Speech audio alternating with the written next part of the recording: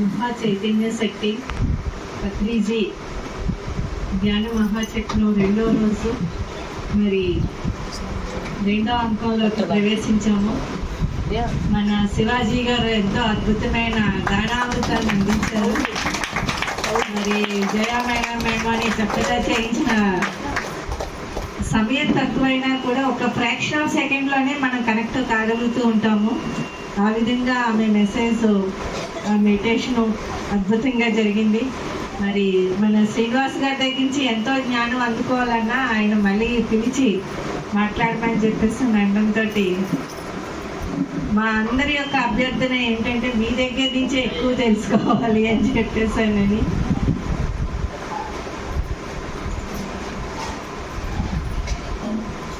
నా పేరు రేవతి అని అందరికీ తెలుసు. అయితే ఏది జరిగినా కూడా మనము ఈ దేహమే దేవాలయము, జీవుడే దేవుడు, ఆత్మే పరబ్రహ్మము అనే విషయాలని మనం ఎప్పుడు తెలుసుకోగలిగామంటే ఈ ధ్యానంలోకి వచ్చాకే తెలుసుకున్నాం. కానీ మనతో పాటే మనం ఈ సత్యాలు మోసుకొని వచ్చాం. ఆలు దిద్దుకున్నప్పుడే, ఆలు దిద్దులో నేర్చుకున్నప్పుడే పిహెచ్డి చేసే యొక్క యోగం మనలో ఉంటుంది. కానీ మనం తెలుసుకోము అన్నమాట. ఎప్పుడైతే మనము ఆత్మయోగంలోకి ప్రవేశిస్తామో అప్పుడు మనము ఆ పిహెచ్డి లెవెల్కి వెళ్ళగలుగుతాం. ఇందాక శ్రీనివాస్ సార్ చెప్పారు కదా, ఎన్నో పిహెచ్డీలు, ఎంపీలు, ఎంఎస్సీ ఇలాంటివన్నీ చేసినా కూడా ఒక ఎస్జిటిగా ఉన్నానని. కానీ నేను చెప్తున్నాను అవన్నీ ప్రాపంచిక చదువులు. కానీ ఇప్పుడు ఆయన ఒక పిహెచ్డి లెవెల్ మాస్టర్ అనమాట. అందుకే మన పత్రి సార్ ఎప్పుడు అంటూ ఉండేవారు, పిఎస్ఎస్ మాస్టర్స్ అంటే పిహెచ్డి మాస్టర్స్ అని. వీళ్ళెవరికీ అర్థం కాదు అని.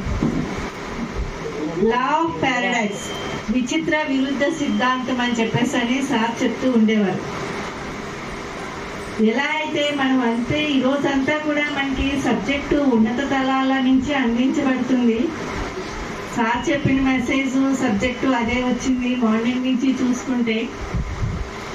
ఆ లా ఆఫ్ ప్యారడైస్ అంటే ఏంటంటే మనకి చూడండి, మామూలుగా మనిషిని పోలిన మనుషులు 7 ఉంటారు అని చెప్పేసి అని మనం వింటూ ఉన్నాం.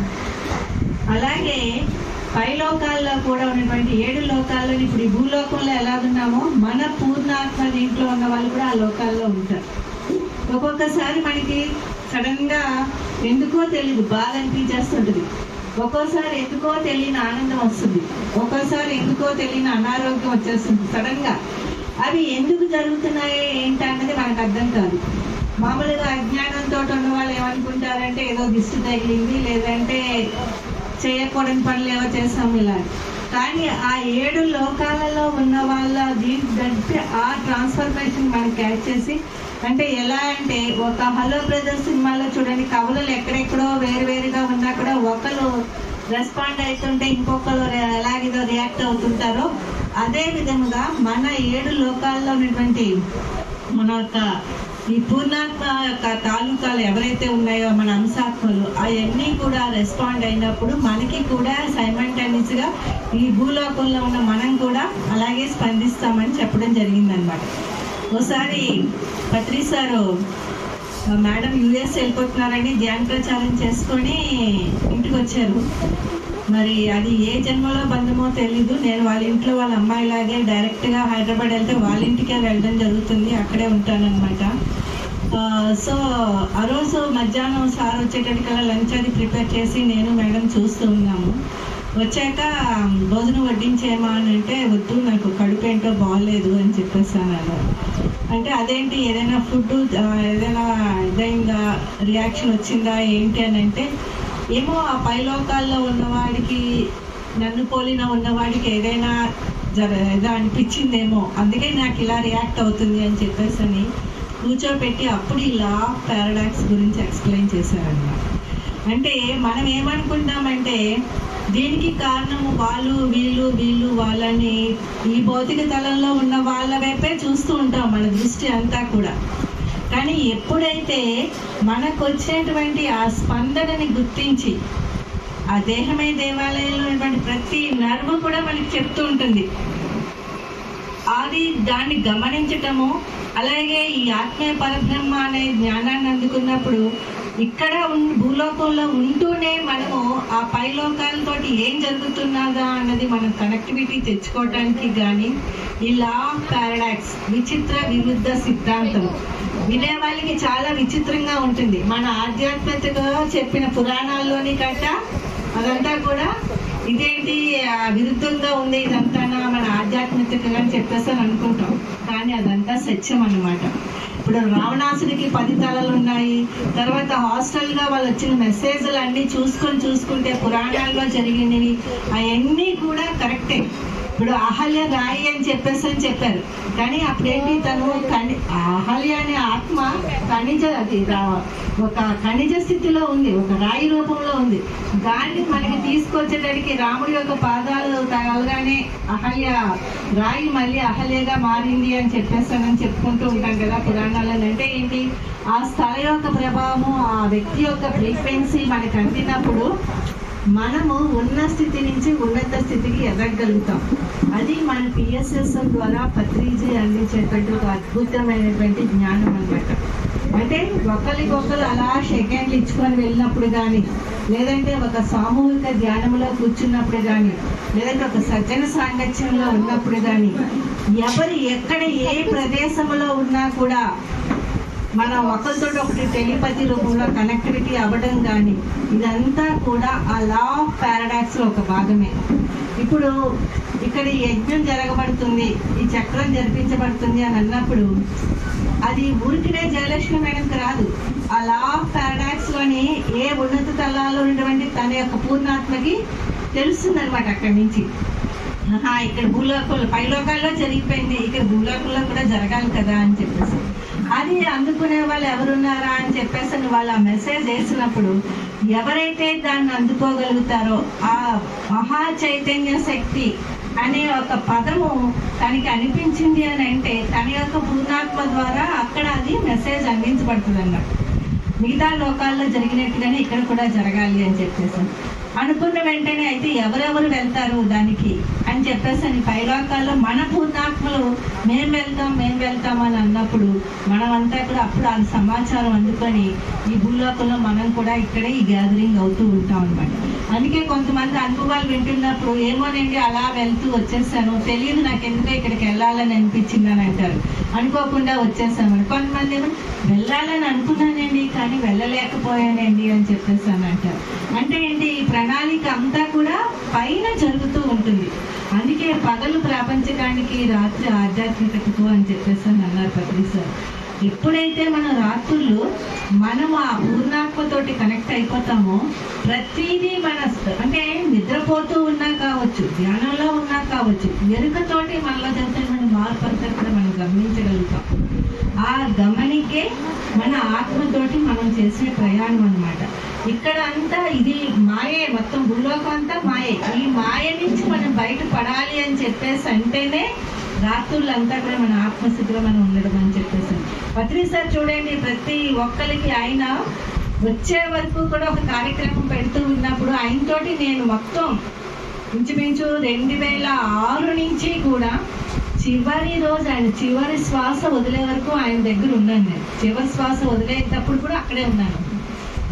నేను తెలుసుకున్నది ఏమిటి అని అంటే మరణం కూడా ఎంత అద్భుతంగా ఉంటుందో అని నేర్పించారనమాట. అంటే అప్పుడు కూడా ఆ చైతన్యం పరిధిలో ఆరాలో ఉన్న వాళ్ళు ఒక ఆలోచన రహిత స్థితిలో ఎలా ఉంటారు అని చెప్పేసారనమాట.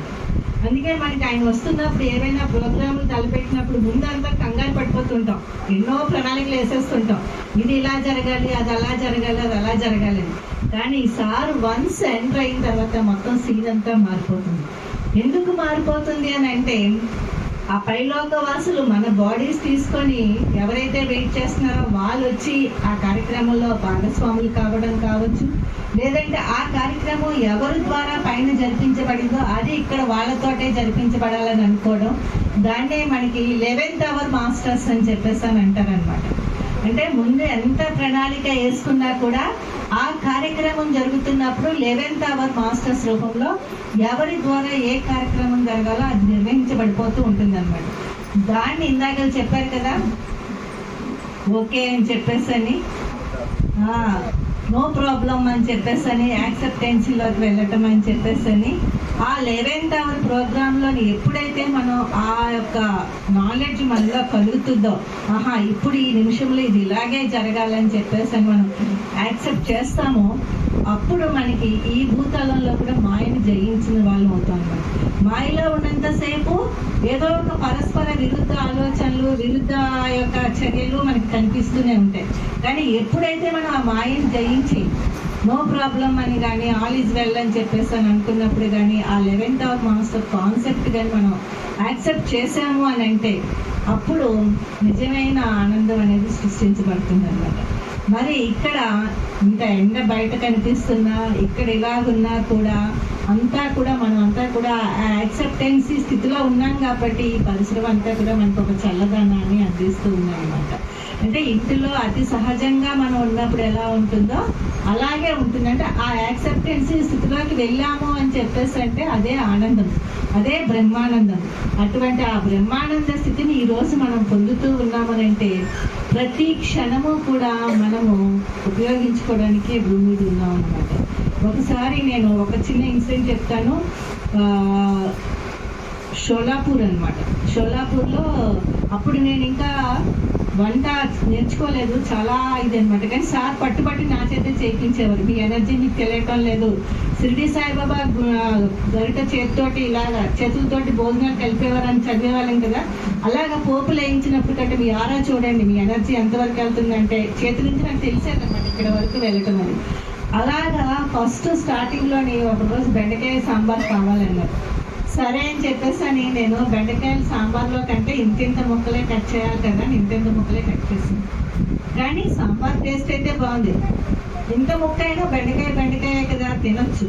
కానీ సార్ పిలిచి చాలా కోపడ్డారు అనమాట. నా జీవితంలో ఒక పూట భోజనం వేస్ట్ అయిపోయింది అని చెప్పేసి. అంటే బెండకాయ అంటే ఇంత ముక్క ఉండాలి సాంబార్లో. అంటే మనమేమనుకుంటాం, ఇంట్లో కూడా మనం ఏం చెప్తాం, ఈ పూటకి ఎలా ఉంది కదా సర్దేసుకోండి ఏముంది అని చెప్పేసాం. బెండకాయ ముక్క చిన్నదైతే ఏమైంది, పెద్దదైతే ఏమైంది. కానీ ఆయన అన్న ఒక్క మాట, నా ఒక్క పూట భోజనము నాకు నా జీవితంలో వేస్ట్ అయిపోయింది. ఒక్క పూట భోజనం వేస్ట్ అయిపోయిందని కూడా అనలేదు, నా జీవితంలో వేస్ట్ అయిపోయింది అని చెప్పేసి అన్నాను. అది విన్న నాకు గుండెలు ఇలా పిండినట్టు అయిపోయింది అనమాట. అంటే ఆయన జీవితంలోంచి ఒక పూట భోజనంలో ఆయన సంతృప్తి, అంటే అక్కడ పరిపూర్ణత రాలేదే అని చెప్పేసి. అంటే ఒక్క భోజనమే కదా, ఒక బెండకాయ ముక్కే కదా అని అనుకున్న మనకి మనం చేసేటటువంటి ప్రతి పనిలో కూడా ఎంత ఎరుక ఉండాలి, ఎంత పరిపూర్ణత రావాలి అన్నది ఆ ఒక్క ఇన్సిడెంట్ ద్వారా నేను తెలుసుకున్నానండి. అలాగా మనలో మనకి ఆ పరిపూర్ణత సాధించటం అన్నది ఎప్పుడు కూడా కాంప్రమైజ్, నో కాంప్రమైజ్ అని చెప్పేసి ఒక దీంతో మన లోపల ఉన్నటువంటి మన స్కిల్స్ని డెవలప్ చేసుకోవడానికి, ఒక బుక్ కరెక్షన్ చేయడానికైనా కూడా ఎన్నోసార్లు చేసిందే చేస్తూ ఉంటారు. ఆయన చేయటం నాకు ఇవ్వటం, మళ్ళీ ఒక్కొక్క అక్షరం ఒకసారి అయితే పేరవరంలో అనమాట శైలజ మేడం రాసినటువంటి ఒక బుక్లో ఒకే ఒక అక్షరం షా, మేడం షా ఎలా రాయాలో చూపించండి అన్నారు. ఆయన తెలియక కాదు, తెలుసు. కానీ ఆ ఒక్క అక్షరము యొక్క పరిపూర్ణత, అక్కడ ఏదైనా సరే ఒక యొక్క పరిపూర్ణత రావాలంటే ప్రతి ఒక్కరు ఒక టీం వర్క్ అనేది చాలా ఇంపార్టెంట్ అండి. ఆ టీం వర్క్ ద్వారా టీంలో ప్రతి సభ్యులు కూడా ఒక పరిపూర్ణతతోటి, ఒక యాక్సెప్టెన్సీ తోటి ఉన్నప్పుడు అది ఏదైనా కానివ్వండి మొత్తం ఒక గ్రూప్ కాన్షియస్ అనేది క్రియేట్ అవుతుంది అనమాట. ఆ ఇండివిజువల్ కాన్షియస్ ఎంత ఇంపార్టెంటో గ్రూప్ కాన్షియస్ కూడా అంతే ఇంపార్టెంట్. ఆ గ్రూప్ కాన్షియస్ ఎప్పుడు మనకి ఇంపార్టెంట్ అంటే ఆ పై లోకాల్లో 7 తలాల్లో వాళ్ళు కూడా వాళ్ళంతా కలిసినప్పుడు మనకి ఇక్కడ జరుగుతుంది అనమాట. సో అందుకే సహనమే ప్రగతి అని చెప్పారు సారు. మరి అటువంటి సహనంతో ఈ వినాయక పిరమిడ్ ధ్యాన కేంద్రం వాళ్ళు ఈ ప్రగతిని సాధించారు. వాళ్ళందరికీ కూడా హృదయపూర్వక ధన్యవాదాలు తెలుసుకుంటూ మరి శ్రీనివాస్ సారు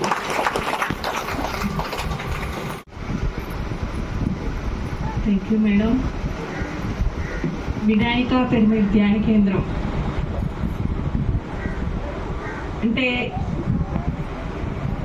ఏమనిపిస్తుంది అంటే ఇక్కడ ఉన్న ఒక్కొక్క మాస్టర్ కూడా ఒక్కొక్క నక్షత్రం లాగా అనిపిస్తుంది అనమాట. అంటే ఈ ప్రదేశం అంతా ఒక కాంతివంతంగా తయారైంది. ఇక్కడికి నేను ఇందాక చెప్పాను, మెడిటేషన్ లేయర్ ఉన్నప్పటి నుంచి కూడా ఒక అద్భుతమైన ఎనర్జీ లెవెల్స్ తోటి చాలా నాకు ఇన్నర్ నుంచి మెసేజెస్ రూపంలో చాలా అందుకోవడం జరిగింది.